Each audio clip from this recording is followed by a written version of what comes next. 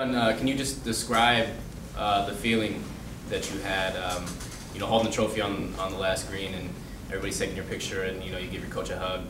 Can you just kind of describe that feeling for us? I mean, it was just amazing.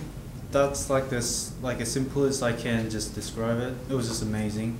And I was just trying to do my best on the final round of the match in the tournament, but eventually I ended up winning. So I was just happy with it because it was my first win since like 5 years ago, 6 years ago. So yeah.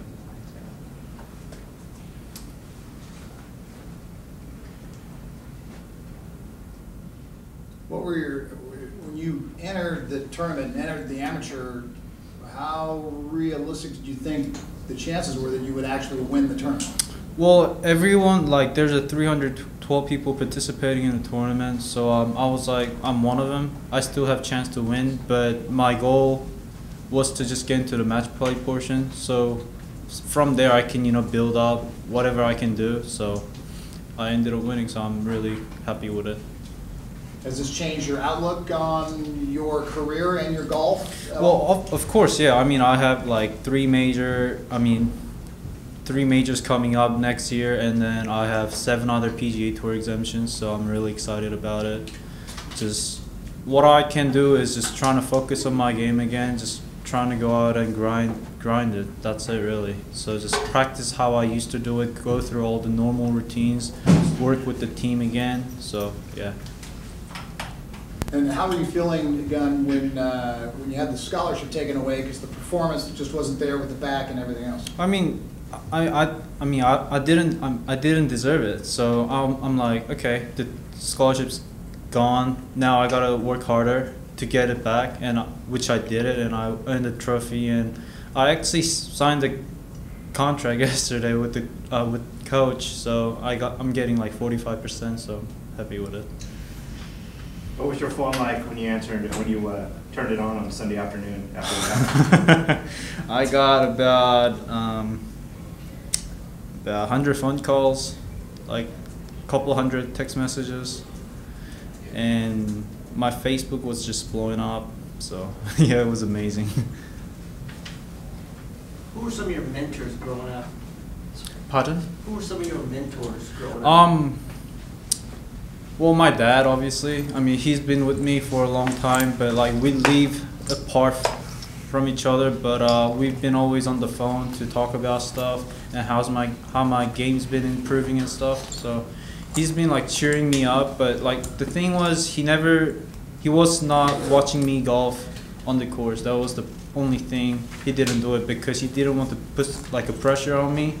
So I mean, it worked out pretty well, I think. But I hope my dad can come out and watch me playing in the Masters, British Open, and U.S. Open. So I think that would be a cool experience.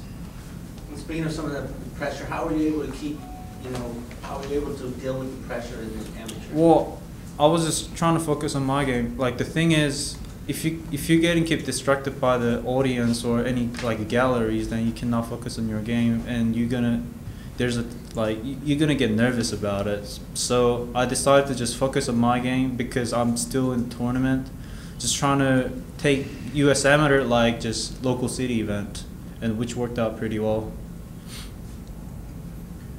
What was the difference between the U.S. Amateur and I think it was Southern California Amateur where you withdrew? What was the difference?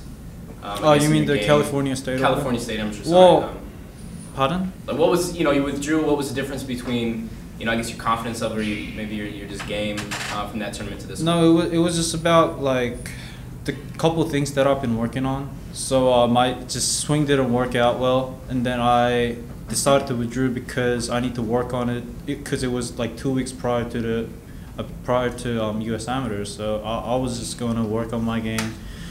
And the good thing was a week before U.S. Amateur, there was a CGA match play championship. So I thought it would be a cool experience to play match play before I enter the U.S. Amateur. So yeah. And Gunn, are your plans at this point to finish school here at San Diego Oh, State? for sure, yeah. I mean, that's my plan. I'm trying to just graduate and then whatever I can do next level, yeah. What are you studying here? What's your Well, I'm a psychology major. psychology? Yes. And can you tell us just a little bit about yourself? Like, where did the journey begin, and you know? So I was born in Korea in 1993, September 30th, and I stayed in Korea until I was 12, and I really wanted to move to the state, but there was I couldn't get the visa because there was 9/11 like a couple of years before, so I couldn't get the visa. So my dad was like, okay, my uncle's in Australia, why don't we try that out, because it would be a lot better environment to play golf in Australia. So luckily I got the visa to go to Australia, and I stayed there until I was 17, I think. And then I moved to the state when in 2011 around June, and then since then I've been living in San Diego. What's it like to find yourself in the kind of elite company that you're in now, winning the championship with, you know, Tiger Woods, Phil Mickelson? It's amazing. I mean, like, my name's gonna be on there, so it's not gonna be on the same trophy, but it's gonna be on the base of it. But I'm still excited about it. Did you know who Gene Littler was before you won? Never heard of that name, but I'm planning to meet him actually in a couple weeks to play golf with him, like 9 holes or something like that. I heard he's like 80 years old, so I'll try to just take easy on him. Yeah. So where do you keep the trophy? I'm just gonna put it in the living room, I guess. Just right next to the TV so I can watch it all day. I'll do that for a year, and then I need to return it. So I mean, gonna get the replica, but still, I mean, it's a real trophy and the replica. There's lots of difference. So